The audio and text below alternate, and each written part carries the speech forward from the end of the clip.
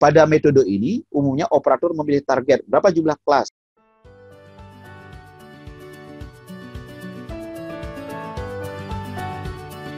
Baik, terima kasih.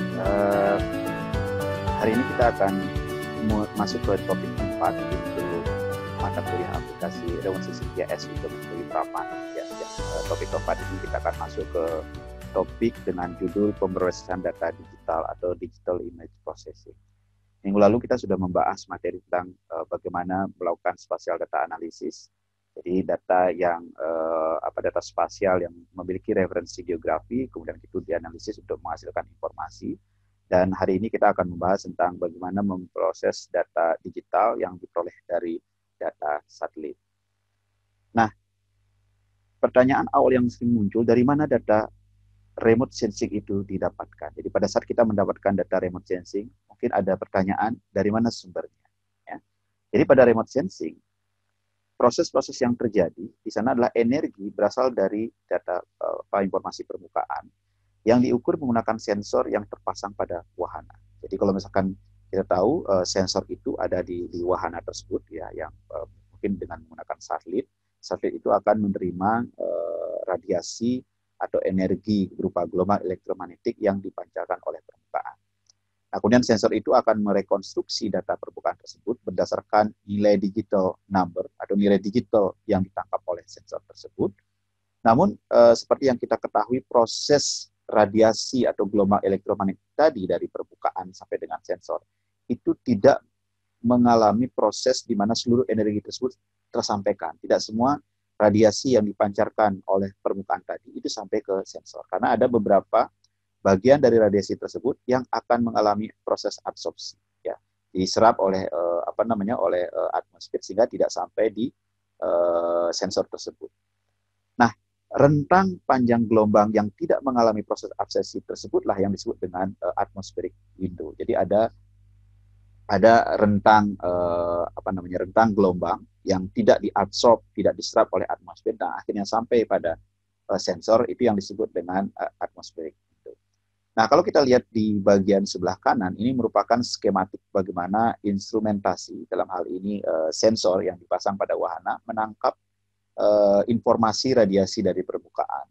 Dan kemudian radiasi tersebut disimpan di dalam wahana tadi atau sensor di wahana tersebut, kemudian ditransmisikan kepada penerima yang ada di permukaan. Kemudian dari permukaan dia akan ada satu sistem yang disebut dengan ground reception dan juga melakukan processing, nah sehingga menghasilkan data image yang siap untuk digunakan. Jadi data image tersebut yang disebut dengan data remote sensing diperoleh melalui proses yang tadi sudah disebutkan.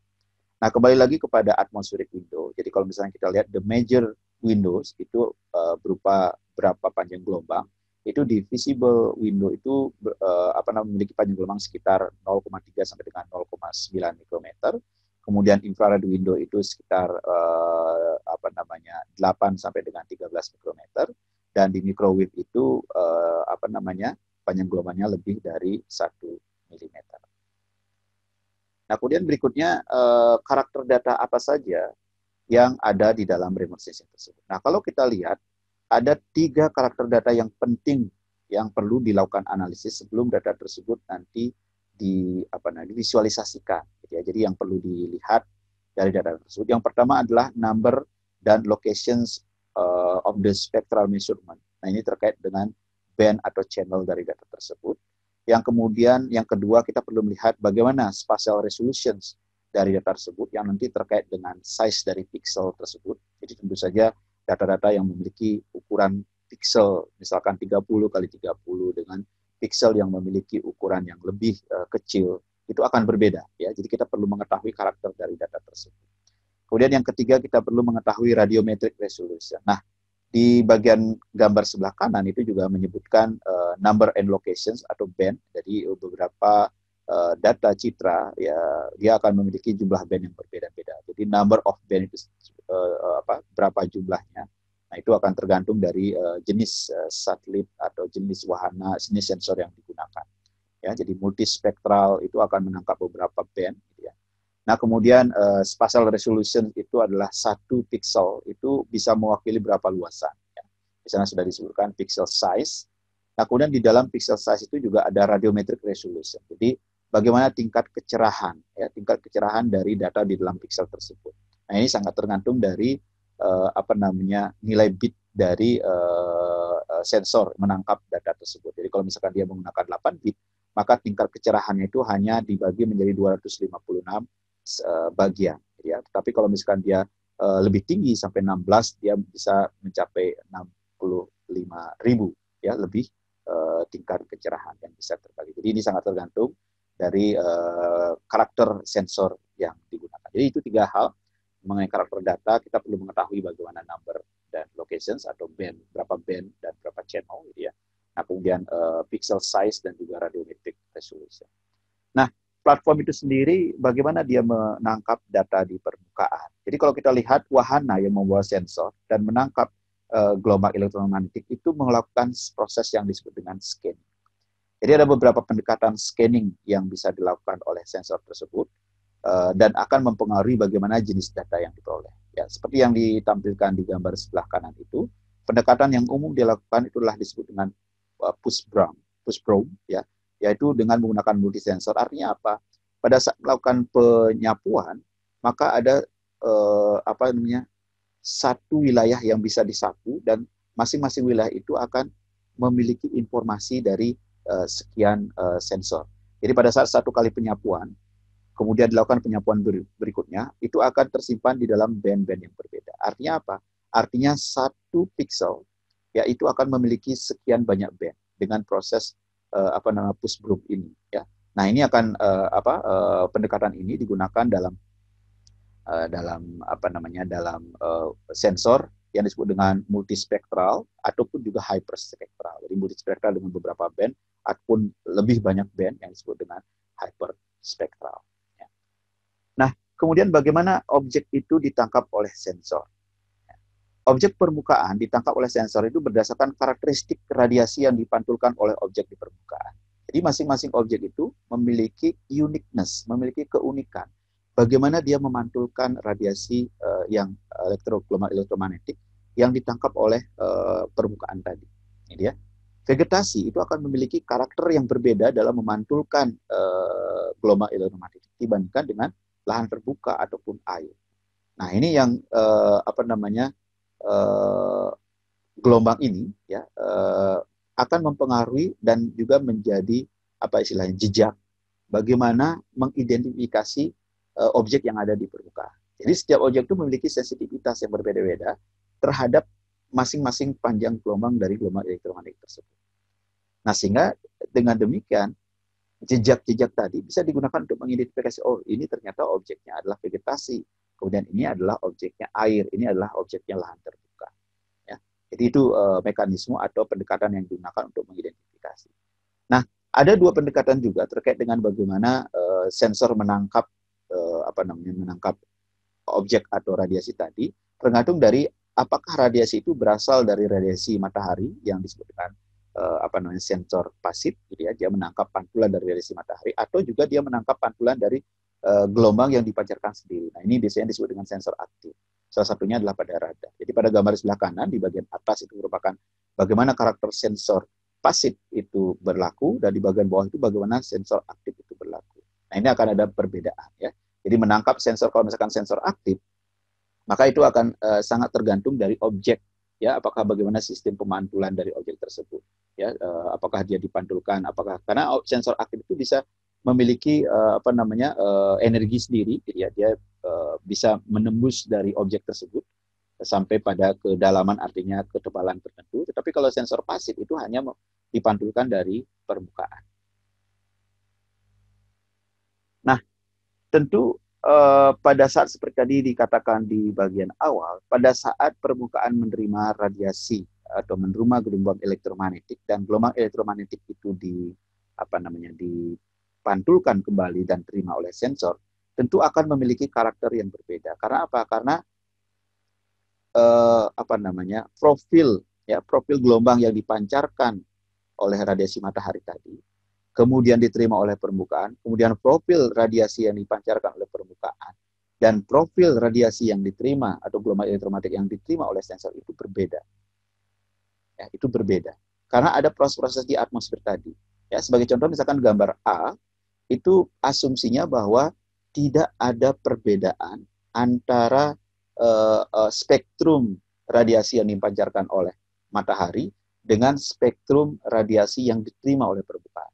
Jadi itu asumsinya 100% dari permukaan itu memantulkan semua spektrum yang diterima oleh permukaan tadi ke sensor dan tidak ada halangan oleh atmosfer. Pada gambar B, itu sensor diasumsikan memantulkan 100% yang diterima, artinya spektrumnya itu akan sama yang dipancarkan oleh radiasi. Tetapi pada saat diterima oleh sensor, dia mengalami perubahan. Itu karena ada proses-proses yang terjadi di atmosfer. Nah, kemudian yang bagian C, dia akan ada radiasi yang dipancarkan oleh matahari, kemudian diterima oleh permukaan, dan permukaan itu sebagai contoh dia merupakan lahan vegetasi, dia akan memancarkan atau memantulkan gelombang dengan spektrum yang berbeda, karena ada sebagian sensitivitas yang berbeda. Nah, pada saat dia melewati atmosfer, dia juga akan mengalami perubahan. Jadi artinya apa? Ada proses di sana yang perlu dikoreksi untuk mengidentifikasi bagaimana error tadi itu bisa diminimalkan, ya, sehingga kita bisa mengidentifikasi bahwa inilah merupakan radiasi atau identifikasi dari tutupan di permukaan. Nah, secara umum kesalahan-kesalahan tadi itu bisa dikategorikan menjadi dua. Yang pertama itu adalah error secara geometri, ya. Yang kedua itu adalah error secara radiometri. Kita akan lihat satu persatu. Nah, error secara geometri itu disebabkan oleh apa? Salah satunya adalah rotasi bumi. Ya, ini disamakan dengan gambar yang di bagian atas. Jadi, kalau misalkan bumi itu tidak berputar, pada saat penyapuan dilakukan oleh sensor, maka dia akan menangkap permukaan berbentuk segi empat. Ya, jadi kalau dia perlu, misalkan dari awal dia menangkap, maka dia akan menangkap itu dan berbentuk segi empat. Akibat adanya rotasi bumi, artinya ada gerakan, dan kemudian pada waktu sensor itu melakukan penyapuan, maka bidang yang ditangkap di bagian awal dengan bidang ditangkap di bagian akhir itu tidak berbentuk, tidak menghasilkan bentuk segi empat. Ya, tetapi menghasilkan bentuk berupa jajaran keja. Nah, di situ ada error. Ya, padahal di permukaan sebenarnya, di permukaan bumi dia berbentuk segi empat, tetapi nanti pada saat dia diterima oleh sensor, dia berbentuk jajaran keja. Kemudian yang kedua, kesalahan yang kedua itu ada disebut dengan posisi dari platform, ya, platform position. Karena apa? Pada saat platform itu terbang, ada kemudian dia mengalami perubahan. Ya, misalkan kecepatan dari altitude-nya berubah, gitu ya. Jadi ada perbedaan ketinggian antara depan dan belakang. Kemudian kecepatan kecepatan bergeraknya dengan penyapuan itu berubah, gitu ya. Ada mengalami rolling, ya, perubahan. Kemudian pitch, pelebaran dan sebagainya. Ada mengalami kemiringan dan sebagainya. Dan itu akan menghasilkan gambar atau hasil yang diterima oleh sensor itu akan berbeda. Ya. Nah, kemudian juga ada scanning angle, jadi sudut penyekenan yang berubah, gitu ya. Jadi ada objek yang mungkin ukurannya 10 kali 10 pada saat ada perubahan angle akibat adanya lengkungan bumi dan sebagainya, maka dia menangkap luasan yang lebih luas, ya, berbeda karena ada sudut scanning yang berbeda. Kemudian ada seperti tadi dijelaskan ada perbedaan atau ada lengkungan bumi juga menyebabkan perubahan-perubahan. Nah, inilah sumber-sumber error geometrik. Nah, sebelum data itu dianalisis, error-error ini harus dikoreksi terlebih dahulu. Ya, pada bagian berikutnya akan dijelaskan bagaimana kita melakukan koreksi terhadap error-error tersebut. Nah, ini bagaimana kita melakukan koreksi geometri. Umumnya ada dua pendekatan yang dilakukan untuk melakukan koreksi geometri. Yang pertama adalah dengan menggunakan formula berdasarkan pemodelan dari sumber dan asal kesalahan. Nah, ini umumnya diimplementasikan pada proses-proses yang disebut dengan otomatisasi dari pelaksanaan atau proses koreksi geometri. Jadi koreksi geometri dilakukan secara otomatis. Dengan apa? Dengan menggunakan formula. Artinya apa? Kesalahan-kesalahan tersebut harus merupakan kesalahan-kesalahan yang terstruktur. Jadi kita tahu bahwa itu merupakan kesalahan alat, itu merupakan akibat adanya curvature atau kelengkungan dari bumi, ya, itu karena ada perubahan kecepatan yang sudah kita ketahui dan sebagainya, kemudian itu dimodelkan dan implementasikan. Kita mengetahui lokasinya di mana, kecepatan rotasinya berapa dan sebagainya, kita bisa membuat model tersebut. Nah, sehingga itu bisa diimplementasikan dan sehingga hasilnya itu bisa secara otomatis didapatkan. Nah, kemudian pendekatan yang kedua itu adalah dengan cara manual. Caranya apa? Caranya adalah kita mendapatkan data real hasil sensor tersebut. kemudian di satu sisi kita memiliki data yang real di lapangan. Nah, kemudian kita menentukan yang disebut dengan ground checkpoint, ya, atau ground control point. Nah, GCP ini diambil dari beberapa lokasi, sehingga seperti kita peta itu berupa bidang karet itu di stretch, disesuaikan lokasinya di mana. Ya, sehingga dengan demikian hasilnya sebagai contoh seperti gambar itu adalah original image yang berbentuk rectangle segi 4 tadi. Pada saat dilakukan koreksi, hasilnya ternyata berbentuk jajaran geja. Ya, jadi itulah proses. Ada dua pendekatan utama yang bisa pengelompokan pendekatan secara otomatis, dan yang kedua adalah secara manual. Mana yang lebih baik? Keduanya memiliki kelebihan dan kelemahan. Tentu yang otomatis itu bisa diimplementasikan jika kita mengetahui kesalahan-kesalahan itu merupakan kesalahan yang terstruktur. Ya, tetapi kalau misalnya itu tidak diketahui, akan sangat sulit untuk memodelkan. Nah, kalau misalkan yang kedua itu sangat tergantung dari siapa operatornya, ya, karena proses ini dilakukan oleh individu, oleh perseorangan yang sangat dipengaruhi oleh skill dari masing-masing operator. Nah, ini kira-kira geometric processing enhancement yang bisa dilakukan ya prosesnya. Yang pertama adalah dengan neighborhood operations dalam image filtering. Jadi kita melakukan filtering, ya. Jadi kita mencari misalkan pixel, kemudian kita membandingkan dengan pixel-pixel tetangga, gitu ya. Jadi kita ambil misalkan satu pixel yang ingin dikoreksi, kemudian dibandingkan dengan pixel-pixel tetangga berupa 9x9. Nah, kemudian itu diimplementasikan. Ya, jadi kita melihat bagaimana enhancement geometric processing itu, sehingga nanti apakah dia terjadi pergeseran atau tidak. Ya. Nah, kemudian yang kedua juga bisa dilakukan dengan image smoothing. Ya, image smoothing itu ada tiga proses yang bisa dilakukan. Yang pertama ada disebut dengan menggunakan data rataan atau mean value smoothing. Ya, kemudian yang kedua menggunakan nilai median atau nilai tengah.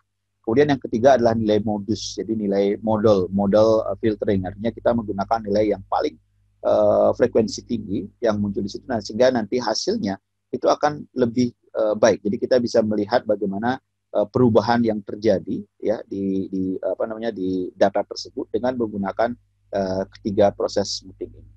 Ya, kemudian yang ketiga itu adalah kita melakukan namanya sharpening atau edge detection. Ya, jadi kita ingin melihat atau mempertajam dari hasil objek yang diterima oleh sensor. Ya, jadi kita ingin mengidentifikasi misalkan dua objek yang berbeda, gitu ya. Jadi dua objek yang berbeda kita ingin identifikasi. Nah, kita ingin lihat dari kedua objek tersebut kita ingin bedakan. Nah, ini kita cari biasanya titik potong antara kedua objek tersebut. Nah, kemudian kita identifikasi dan kita bisa membedakan objek tersebut. Misalkan tutupan lahan itu merupakan vegetasi, tetapi dua vegetasi itu memiliki nilai yang berbeda, gitu ya.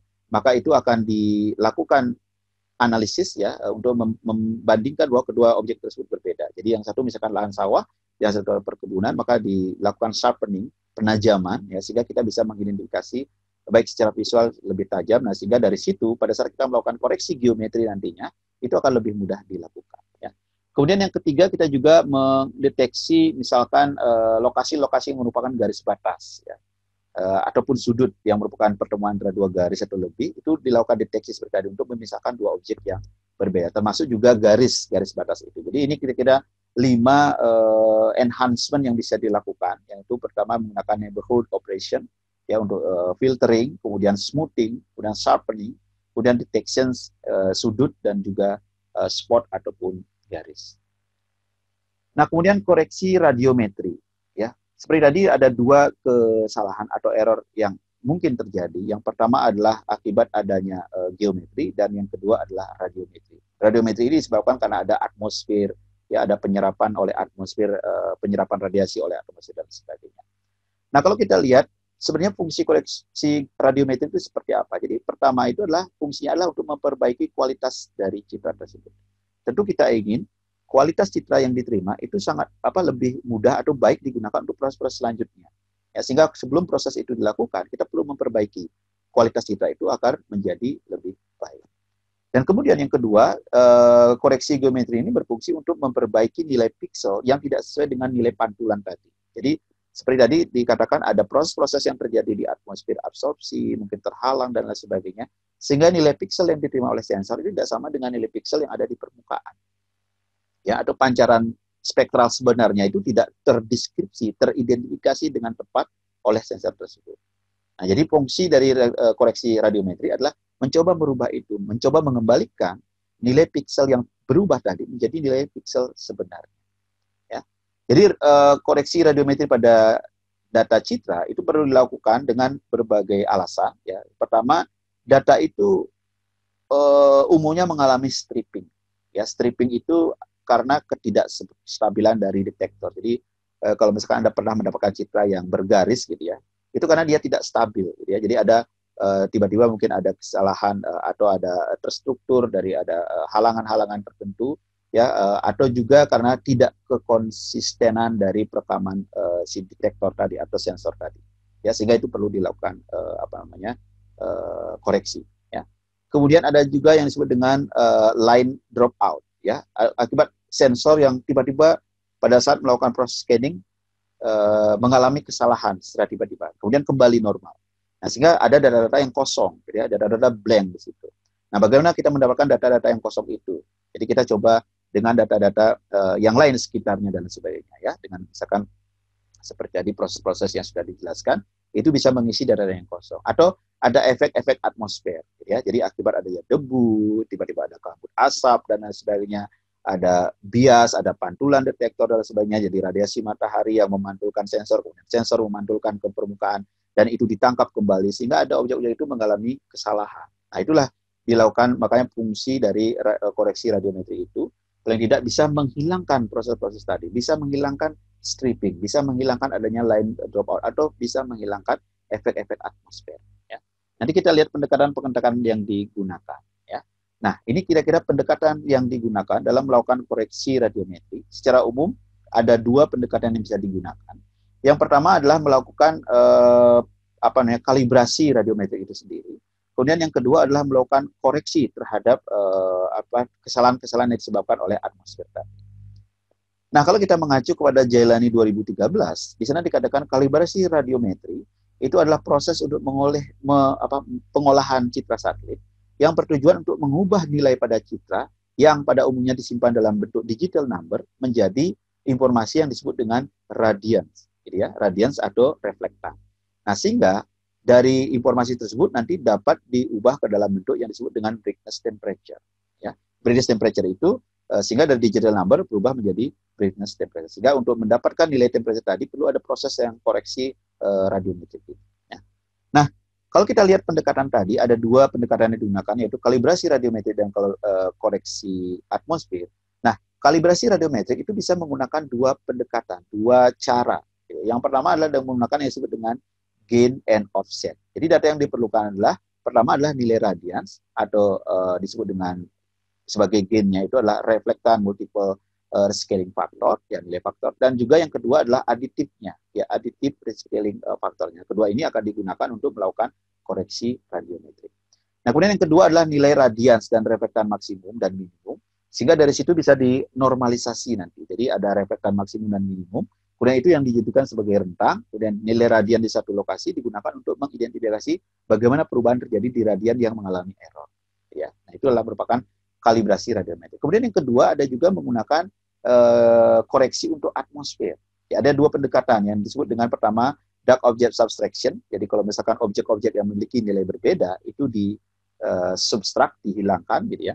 Jadi metode ini menggunakan koreksi absolut di mana nilai reflektan pada satelit itu dikonversi menjadi yang disebut dengan surface reflektan. Jadi kalau misalkan reflektan satelit akibat adanya nilai-nilai perubahan di atmosfer itu dikonversi menjadi nilai yang tanpa adanya perubahan-perubahan dari atmosfer.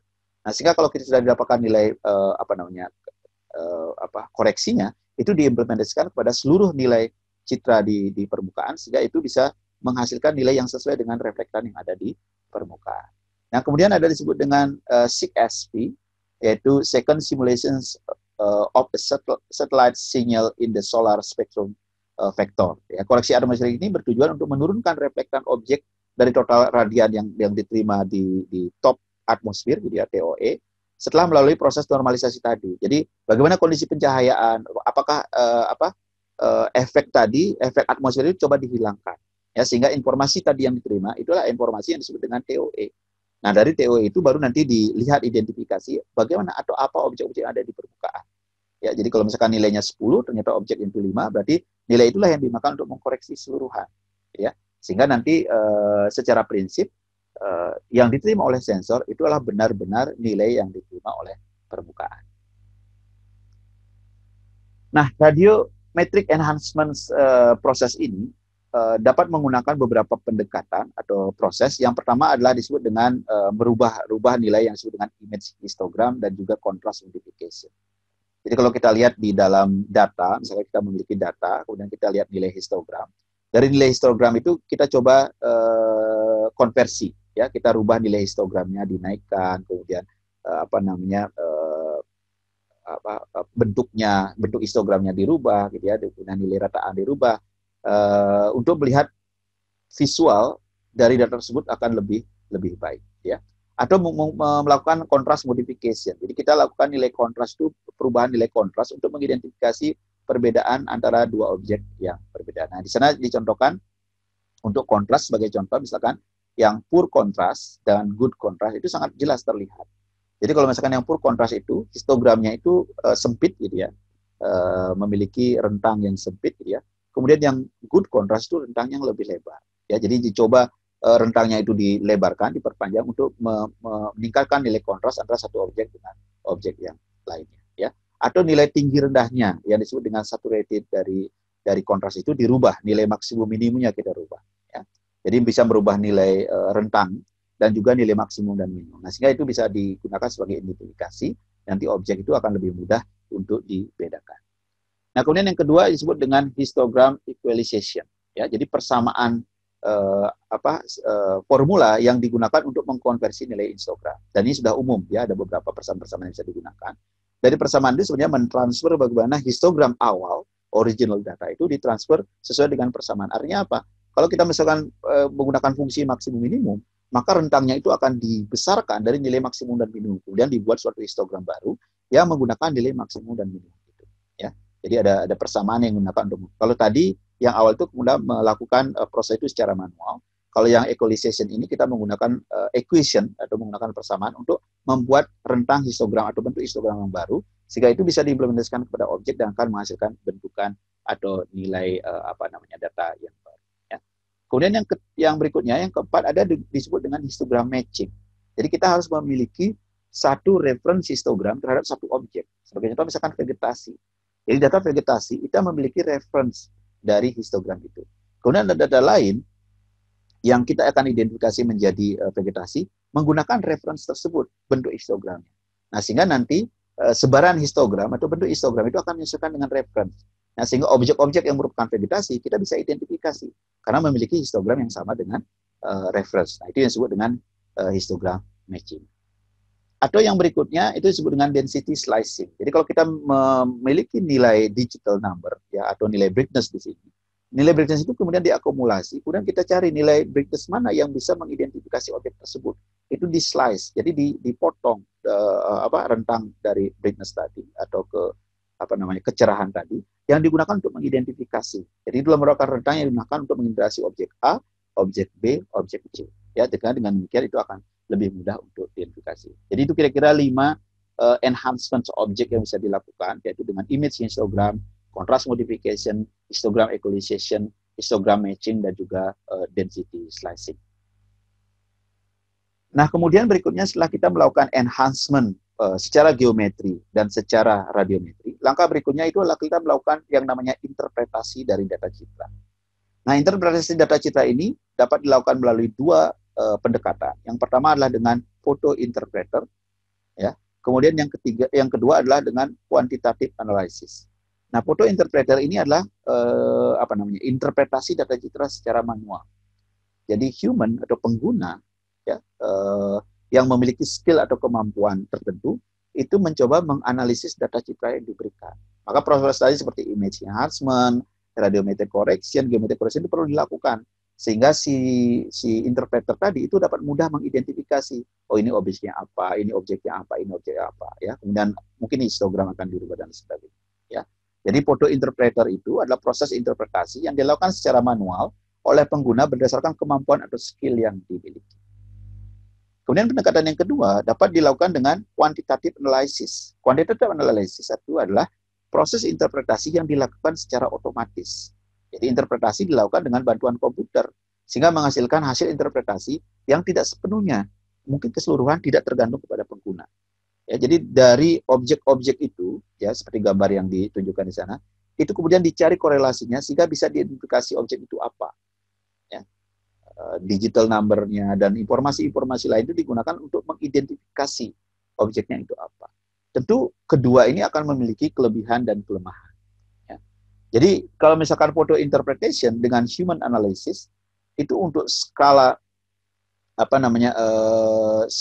skala yang luas itu mungkin lebih mudah ya, karena dia bisa melihat secara lebih global gitu ya, dibandingkan dengan skala-skala yang kecil dalam ukuran pixel, mata manusia tidak bisa mengidentifikasi. Ya, jadi lebih baik kalau misalkan untuk skala yang luas, sedangkan kuantitatif analisis itu bisa digunakan individual pixel level. Ya. Akurasi rendah ya untuk melihat akurasi area misalkan dengan menggunakan photo interpreter atau human analysis. Tapi dengan kuantitatif lebih akurat karena dia mengidentifikasi langsung menggunakan komputasi. Ya. Kemudian jumlah band yang bisa dihandle oleh human itu juga terbatas. Ya. Jadi mungkin hanya beberapa band saja yang bisa diinterpretasi. Misalkan secara umum kita menggunakan RGB, berarti hanya 3 band yang bisa kita gunakan untuk mengidentifikasi. Tapi kalau dengan quantitative analysis dengan bantuan komputer, ya dengan pemrograman dan pendekatan tertentu, itu bisa lebih banyak. Ya. Multi band bisa dilakukan analisis. Dan itu dimungkinkan. Ya.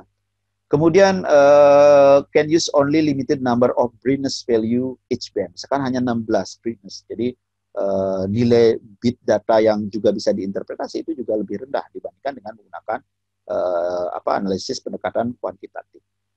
Kemudian determination, set determination itu lebih mudah ya. Karena dengan human dia bisa mengetahui objek-objek ini apa. Nah, itu lebih mudah untuk diidentifikasi. Sedangkan untuk kuantitatif dia lebih kompleks karena dia tidak bisa secara visual untuk mengetahui ini objek apa. Dia hanya mengetahui berdasarkan informasi-informasi yang diberikan. Sedangkan human itu memiliki sense, memiliki skill, memiliki pengalaman ya untuk mengidentifikasi tersebut. Kemudian spatial information itu untuk digunakan secara umum dan langsung digunakan itu lebih mudah karena manusia itu umumnya tahu apa yang diperlukan oleh pengguna sehingga dia bisa mengetahui bagaimana interpretasi itu harus dilakukan. Tetapi dengan quantitative analysis ya dengan bantuan komputer, maka spatial decision itu tetap harus dilakukan. Yang bersifat umum itu sangat terbatas karena dia akan memberikan informasi yang sangat kompleks. Dan untuk menjadikan informasi yang diberikan kepada pengguna, maka dia perlu melakukan proses-proses lanjutan. Gitu ya. Nah, itu kira-kira 2 pendekatan yang bisa digunakan. Masing-masing memiliki kelebihan dan juga kelemahan sendiri tergantung dari tujuan.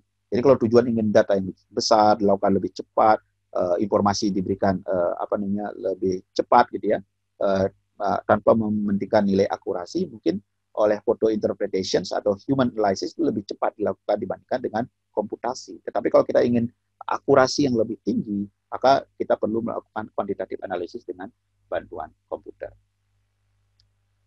Nah, di dalam quantitative analysis itu ada dasar-dasar yang perlu diperhatikan. Paling tidak ada 3 hal dasar yang perlu diperhatikan dalam quantitative analysis.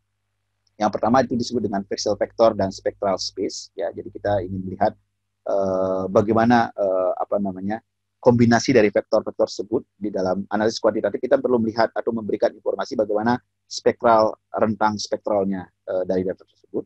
Kemudian juga nanti kita bisa menggunakan yang disebut dengan linear classifier, ya, kemudian atau statistical classifier. Jadi pada saat kita mengidentifikasi objek tersebut, yang pertama misalkan dengan pixel vector itu kita memberikan informasi kepada komputer untuk membagi informasi objek-objek tersebut berdasarkan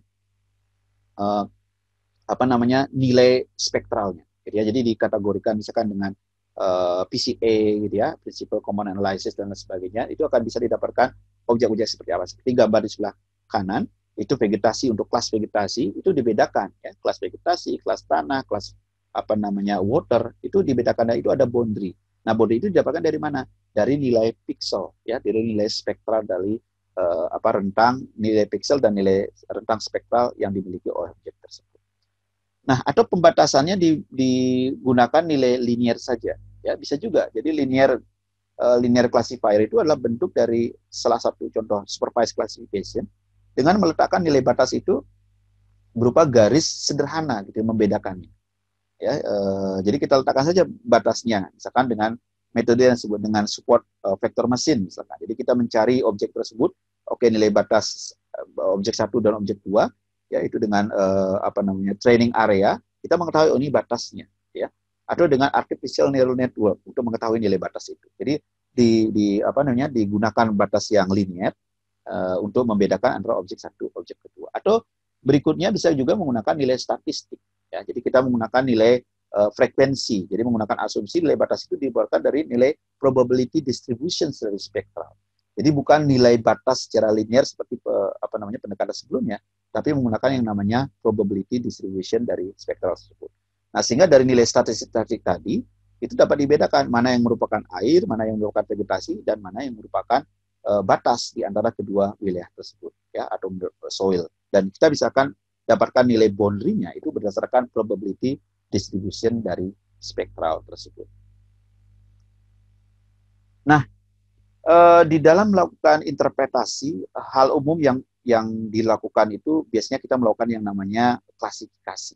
Ya, umumnya kita memiliki dua pendekatan dalam melakukan proses klasifikasi. Yang pertama itu disebut dengan unsupervised classification, kemudian nanti berikutnya ada disebut dengan supervised classification. Nah, kalau unsupervised classification ini dikatakan unsupervised classification itu adalah metode di mana pixel itu di-assign sebagai kelas untuk spektral tanpa user itu mengetahui kelasnya itu apa. Jadi kalau saya mengetahui suatu wilayah, kemudian saya bagi kelasnya itu menjadi 10. Tanpa saya mengetahui apakah di sana ada objek 10, gitu ya, 10 objek, dan masing-masing batas itu juga tidak diidentifikasi berdasarkan objeknya. Jadi saya bagi, misalkan saya memiliki rentang antara 10 dan 1000 sebagai contoh, saya bagi rata, gitu ya, dengan menggunakan nilai rataan. Kemudian kita bagi menjadi 5 atau 10 kelas. Nah, itu kemudian yang disebut dengan unsupervised classification. Jadi tidak ada training area, tidak ada supervisi dari pengguna untuk mengkelaskan. Komputer akan mengkelaskan sesuai dengan nilai-nilai statistik di sana. Ya, jadi umumnya komputer itu akan melakukan proses itu dengan menggunakan metode yang disebut dengan clustering. Jadi nilai yang sebaran tadi itu diklasterkan dengan pendekatan-pendekatan analisis statistik, apakah menggunakan rataan, nilai frekuensi, atau pendekatan-pendekatan yang lain. Nah, itulah yang disebut dengan unsupervised classification. Ya, jadi kita akan mendapatkan sekian kelas, tapi kita tidak mengetahui kelas itu apa. Gitu ya. Nah, baru nanti dilanjutkan dengan yang disebut dengan masih dan unsupervised classification. Ada dua pendekatan yang umum digunakan dalam unsupervised classification, umumnya berbentuk algoritma. Ada disebut dengan key means rataan ya. Kemudian atau isodata. Isodata itu iterative self organization data analysis technique. Ya, jadi data itu dengan proses iteratif, tapi dia menggunakan data sendiri, kemudian dilakukan iterasi untuk menghasilkan nilai batas tersebut. Nah, penjelasannya itu adalah key means itu algoritma yang akan mengelompokkan data atau objek ke dalam sejumlah K kelompok atau cluster, dan pada setiap cluster itu terdapat titik pusat yang disebut dengan centroid tadi, yang merepresentasikan cluster tersebut dan dihitung dari nilai rata dan nilai cluster. Jadi nilai cluster itu memiliki nilai rata-rata dan ditempatkan sebagai pusat atau center dari cluster tersebut. Nah, pada metode ini umumnya operator memilih target berapa jumlah kelas dan berapa maksimum standar deviasi yang bisa diberikan. Dari situ baru akan diidentifikasi, oke, ini jadikan 10 kelas, standar deviasinya sekian, maka dikelompokkanlah ada center-center pusat-pusat dari kelas-kelas tersebut. Ya. Nah, kemudian komputer akan mencari, oke, saya sudah mendapatkan nilai pusatnya, maka saya akan mencari nilai sebarannya. Ya, berdasarkan dari standar deviasi dari nilai center tadi, ya. Sehingga didapatkanlah kelompok sejumlah kelompok yang didapatkan dari pendekatan tersebut, ya.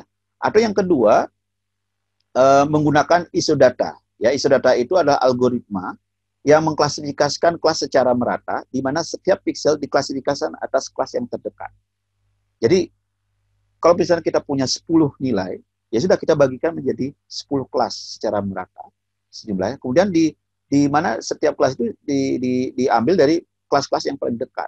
Ya, jadi isodata itu memodifikasi dari k-means itu dan dikembangkan untuk kelemahan tadi. Jadi kelemahan karena di dalam k-means itu ada nanti pixel-pixel yang tidak memiliki kelas, gitu ya.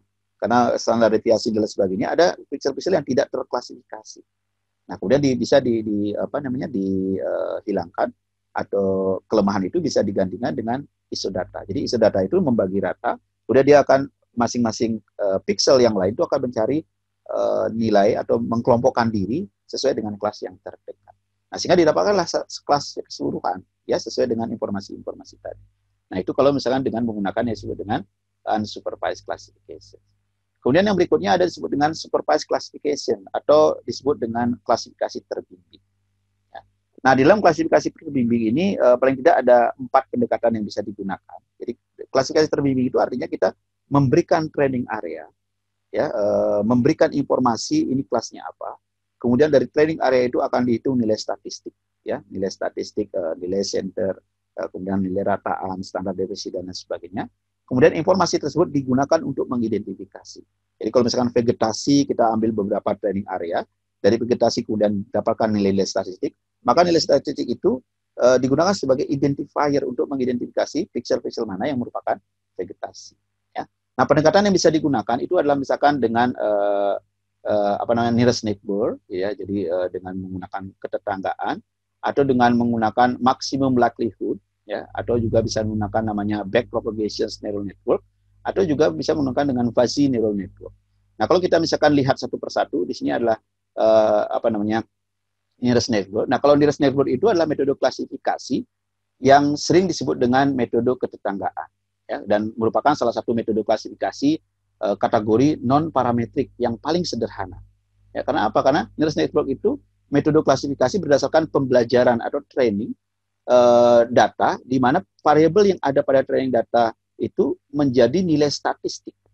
Ya, kemudian dari situ diperoleh berapa jarak antar kelas, ya, kemudian digunakan untuk mengidentifikasi. Jadi dia mencari ketetanggaan. Nah, setelah diperoleh jarak antar kelas itu, baru pixel-pixel diklasifikasikan menjadi kelas yang jaraknya paling dekat dengan variabel-variabel tadi. Ya, nah sehingga jika kita menggunakan nilai spektral dari misalkan satelit multispektral, maka ruang variabel yang berdimensi pada sejumlah band itu akan menjadi masukan dan juga diklasifikasikan di kelas tersebut. Ya, jadi itu kira-kira metode yang nearest neighbor. Jadi dekat jauhnya dari tetangga itu dihitung dengan persamaan yang disebut dengan Euclidean distance. Ya, nanti digunakan untuk menghitung berapa jaraknya dan nanti diklasifikasikan berdasarkan jarak yang terdekat. Ya, nah itu kira-kira yang pertama yang menggunakan metode nearest neighbor. Kemudian yang kedua itu adalah maximum likelihood. Ya, ini adalah maximum likelihood. Jadi kalau kita lihat dalam klasifikasi maksimum likelihood itu penutupan misalkan penggunaan lahan dengan data pengenalan jauh itu, maksimum likelihood itu metode klasifikasi parametrik yang paling umum digunakan atau paling populer. Ya, jadi klasifikasi ini menggunakan training area untuk mendapatkan parameter jumlah kelas, kemudian menghitung fungsi fungsi sebaran, menentukan peluang kejadian suatu kelas, dan digunakan untuk memutuskan berapa jumlah kelas yang akan digunakan. Ya. Training area itu kemudian diperoleh nilai peluang, ya, untuk tiap kelas. Jadi peluang. Jadi kalau misalkan tadi menggunakan jarak terdekat, nah ini adalah menggunakan nilai peluang. Ya. Nah kemudian yang berikutnya ada disebut dengan backpropagation neural network. Ya, jadi backpropagation neural network mungkin gambarnya seperti yang di bagian kanan. Ini menggunakan pendekatan yang disebut dengan neural network atau jaringan saraf tiruan. Ya, jaringan saraf itu adalah salah satu klasifikasi non parametrik terbimbing, di mana hasil klasifikasi itu sangat ditentukan oleh keluaran neuron. Jadi kalau misalnya kita lihat dari gambar tersebut, itu ada neuron-neuron yang mengidentifikasi bagaimana inputan dan banyak keluaran dari neuron tersebut. Kemudian dari situ dilihat mana nilai yang paling dominan. Ya. Dan nilai dominan tersebut digunakan berdasarkan pembelajaran dari training area. Jadi kita tetap menggunakan training area, kemudian pembelajaran itu dilakukan oleh neuron-neuron tadi. Nah, itulah digunakan sebagai inputan untuk mengidentifikasi berapa kelas dan bagaimana karakter dari kelas yang dibentuk. Ya. Jadi backpropagation ini jenis neural network yang menggunakan multi-layer, ya, yang terdiri dari beberapa kumpulan neuron di sana, yang misalkan ada lapisan input layer, kemudian ada hidden layer tengah, kemudian output, di mana masing-masing lapisan itu memiliki karakter bagaimana informasi itu atau persamaan yang digunakan untuk mengidentifikasi di masing-masing layer tersebut. Jadi masih prinsipnya seperti black box, karena di hidden layer itu menggunakan persamaan korelasi antara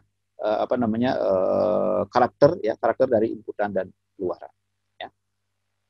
Nah, kemudian yang berikutnya ada disebut dengan metode klasifikasi dengan fuzzy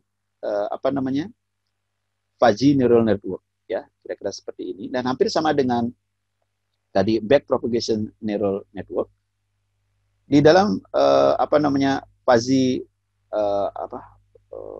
fuzzy neural network ini memang belum banyak digunakan, tapi ada beberapa perangkat lunak yang sudah mengidentifikasi atau menggunakan pendekatan ini.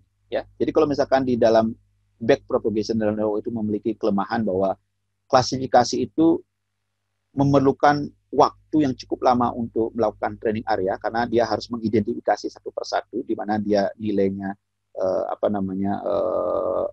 dan 1 gitu ya, 0 dan 1 untuk mengidentifikasi. Nah, di dalam fuzzy neural network itu mencoba mengatasi kelemahan itu dengan merubah nilai 01 itu atau digital tadi menjadi nilai antara 0 dan 1.